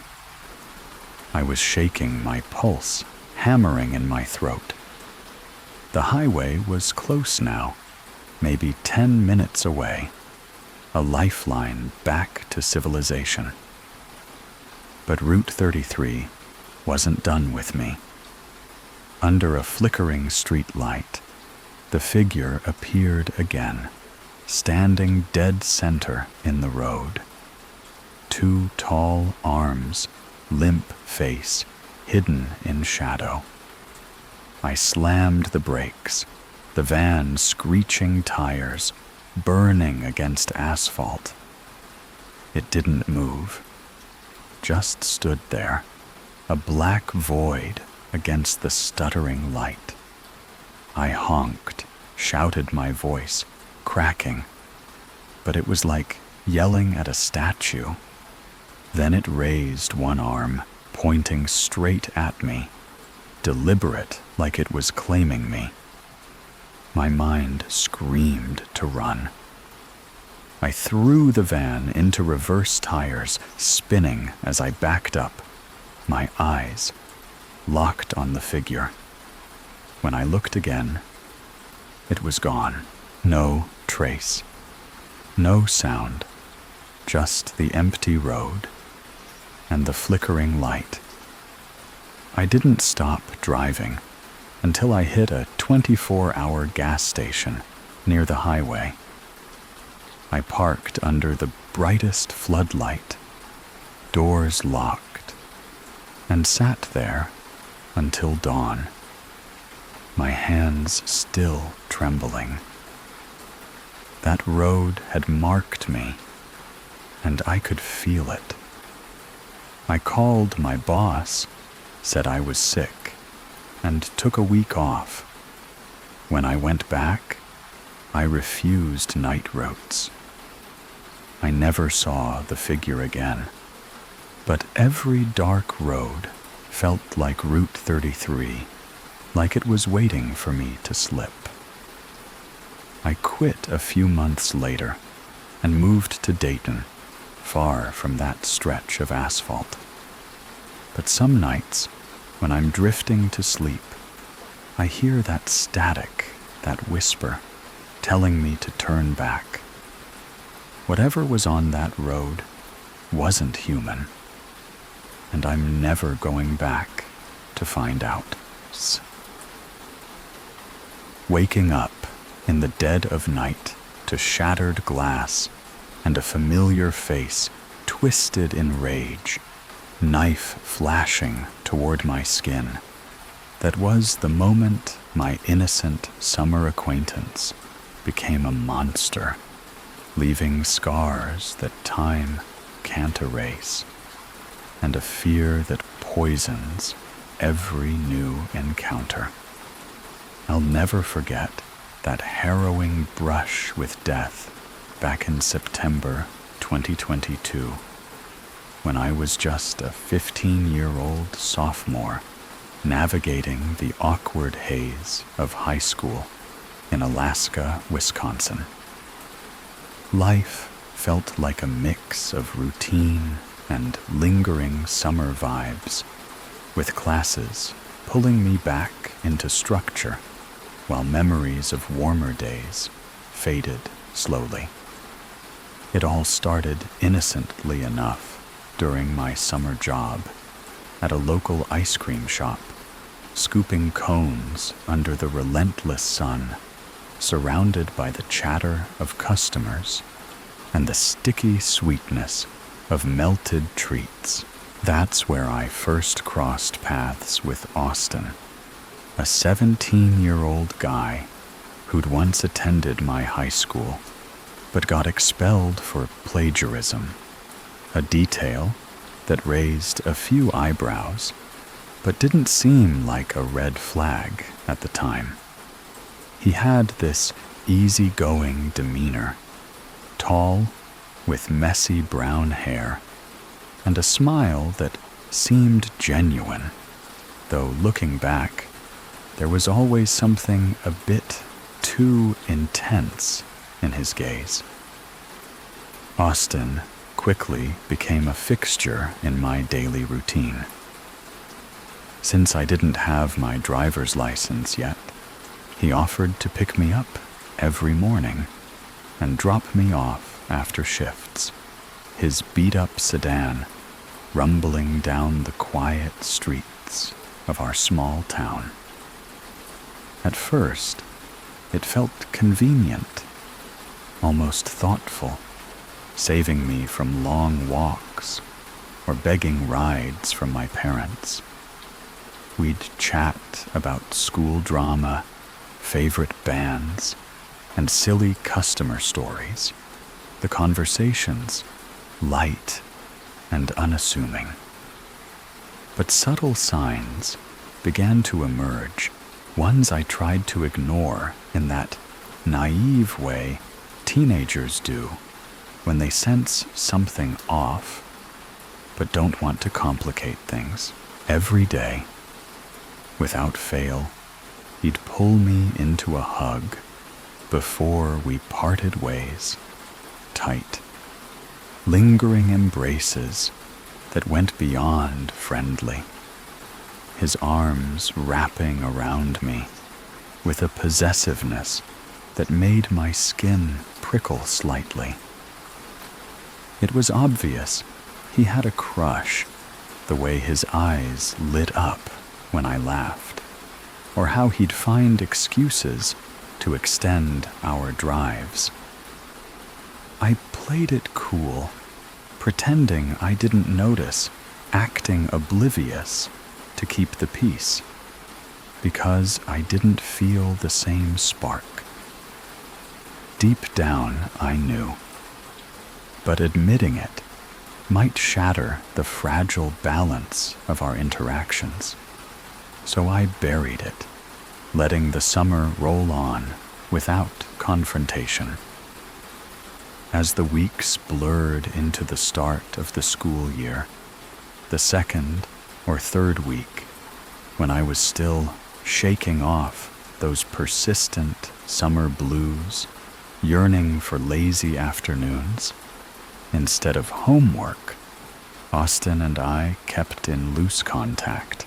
The transition back to classes was rough, with early mornings and the pressure of sophomore year weighing on me. But one night offered a brief escape. A house party thrown by a classmate filled with thumping music laughter and the kind of carefree energy I craved. Austin showed up too, and we hung out casually. Nothing out of the ordinary. When the night wound down, he offered to drive me home, the familiar routine kicking in, as his car pulled up to my quiet street, the engine idling under the dim streetlights. I reached for the door handle, ready to call it a night, but he hesitated, his voice cracking slightly as he asked if I wanted to go out with him properly, as more than friends. The question hung in the air like a storm cloud, and I let out a nervous laugh, trying to soften the blow. I told him I was flattered, but okay with just being friends, keeping it light to avoid hurting him too deeply. His face fell a frown, etching lines of disappointment, but he muttered an, "All right," and we exchanged awkward waves and goodbyes. I stepped out the cool night air, brushing my skin, and headed inside, relieved to have navigated the moment without drama. Once through the front door, The house enveloped me in its familiar warmth, the scent of dinner, lingering from earlier, the soft glow of lamps casting long shadows on the walls. I kicked off my shoes by the entryway, the cool hardwood floor grounding me as I padded upstairs to my room. Changing into my favorite pajamas, soft and worn from countless nights, I brushed my teeth in the bathroom mirror, staring at my reflection and replaying the conversation, a mix of guilt and relief swirling in my chest. Bed called to me, promising rest after the party's energy drain. But just as I was about to slip under the covers, my phone buzzed on the nightstand. It was a text from a close friend, and I unlocked the screen, casually expecting some party gossip. What appeared instead froze me in place, a long, detailed paragraph that sent a chill racing down my spine, words blurring as horror set in. She revealed how Austin had been secretly photographing me while I slept, sneaking up to my window at night to capture vulnerable moments through the glass. I'd often left the shades open naively, thinking the lack of moonlight or street lights made it safe, no prying eyes in our peaceful neighborhood.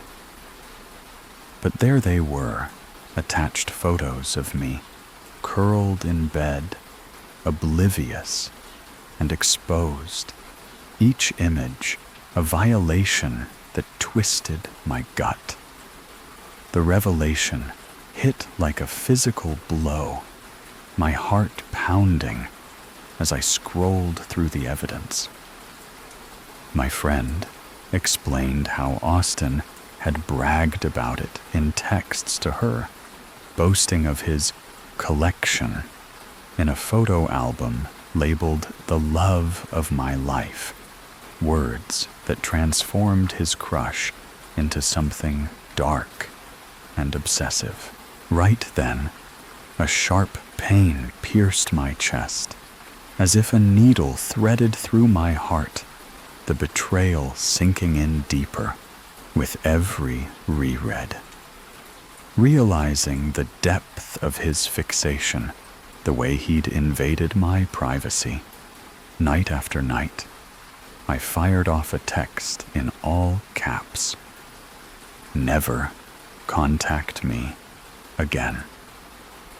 His reply came swiftly, a pathetic apology, playing the victim, claiming remorse, but laced with manipulation. Rage boiled inside me, a scream building in my throat that I swallowed down instead, sending another message demanding he delete my number forever. With trembling fingers, I blocked him, the action feeling final, yet insufficient against the violation echoing in my mind. Sleep seemed impossible, now my room no longer a sanctuary, but a stage for his unseen eyes. Desperate for rest, I rummaged through the medicine cabinet for melatonin and Benadryl, swallowing them with a glass of water, hoping the drowsiness would pull me under and erase the nightmare for a few hours. It worked eventually, my eyelids growing heavy, body surrendering to exhaustion as the pills dulled the edges of panic. But peace was fleeting. I don't know the exact time. Sometime deep in the night, when the house was silent and the world outside slumbered. But a sudden crash jolted me awake. the sharp sound of my window shattering into 1,000 pieces. Glass rained down like jagged confetti, and before I could fully orient myself, a figure loomed in the frame, silhouetted against the darkness. It was Austin. His face contorted in a mix of fury and desperation, eyes wild in the faint light spilling from the hallway. Terror flooded me, every nerve igniting as time slowed his presence, a horrifying intrusion that shattered my sense of safety forever. I barely registered the glint in his hand. A knife, its blade catching the dim glow, before pain exploded across my face. The sting of metal slicing skin, warm blood trickling down my cheek. I cried out screams tearing from my throat in raw primal fear, tears mixing with the crimson streaks as agony and shock overwhelmed me. Mere seconds later, my dad's voice boomed from the hallway, a furious, "What the hell is going on?" that pierced the chaos. Austin froze for a heartbeat, then bolted back through the broken window, vanishing into the night as shards crunched under his feet. My father burst into the room. Moments later, his face a mask of sheer terror, eyes widening at the sight of me, bloodied and trembling on the bed. A whirlwind of emotions played across his features, sadness at my pain, anger boiling beneath the surface as he rushed to my side, pulling me into a protective hug that smelled of his familiar cologne mixed with the metallic tang of blood. He bombarded me with questions, voice cracking. Was I all right? What happened?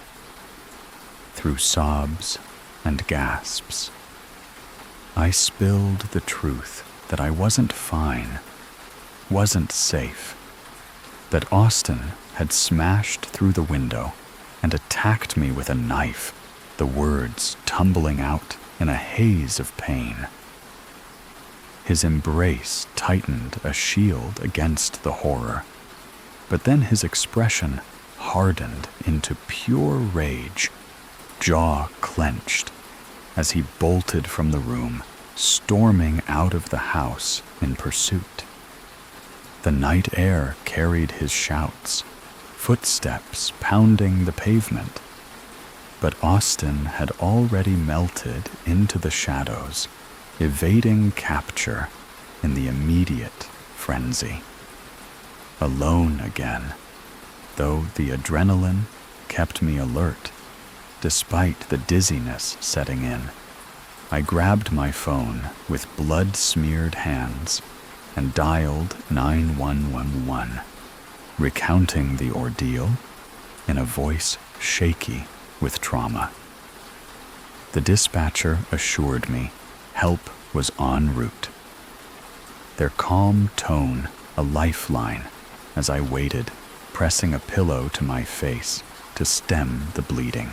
Police sirens wailed in the distance, soon after arriving within 10 minutes alongside medics, their flashing lights painting the walls in erratic red and blue. By then, blood covered my face, a sticky warmth that made my vision blur, and dizziness threatened to pull me under. My dad, returning empty-handed but frantic, handed me a glass of water and a clean towel, wrapping it around my shoulders like a blanket against the cold shock. I managed to relay my story to the officers, the summer acquaintance turned stalker. The rejection, the photos, the attack words spilling out between winces as medics assessed the wounds. They loaded me into the ambulance, the sterile interior, a stark contrast to my shattered room, while police fanned out to hunt for Austin. At the hospital, doctors cleaned and stitched the stab wounds, their voices a murmur of reassurance amid the beeps of machines and the sting of antiseptics. I spent the night under observation, hooked to monitors, my mind replaying the intrusion in endless loops, sleep fractured by nightmares of his face at the window. It took the authorities some time to track him down, hours turning into a tense wait, but they eventually cornered Austin, hauling him in for questioning. Details filtered back to me later. At the hospital, for his own minor injuries, from the escape he confessed in a bizarre ramble, admitting he knew prison awaited. For a long stretch, claiming confusion over his actions while professing undying love. A twisted declaration that chilled me further. Charged with felony, counts of attempted first-degree intentional homicide and armed burglary, he was slapped with a $50,000 cash bond, the weight of justice finally pressing down. A year dragged by, filled with court dates and therapy sessions that peeled back layers of trauma, until the verdict came guilty on the homicide attempt, the burglary charge dismissed, but read into the record for context. Austin was sentenced to 16 years in Wisconsin, state prison, followed by 4 years of extended supervision. A punishment that felt like a hollow victory amid the ruins of my peace. Though the gavel fell and Barbs enclosed him, the echoes of that night linger, anchoring a deep-seated fear that colors every interaction. Justice served on paper, but in my heart, the wounds fester. I still flinch at meeting new men, scrutinizing their smiles for hidden obsessions, wondering if kindness masks something sinister. It sounds irrational, even crazy to some, but the PTSD grips me tightly. Flashbacks triggered by open windows, sleepless nights, haunted by imagined footsteps, a constant vigilance that exhausts my soul. Kneestead within my daily life are stories of what could have been innocent crushes, turning deadly trust shattered like glass. I wish Austin nothing but the pity he deserves, a hollow sentiment. And in my darkest moments, I hope he faces hell when his time comes. For the hell he inflicted on me endures.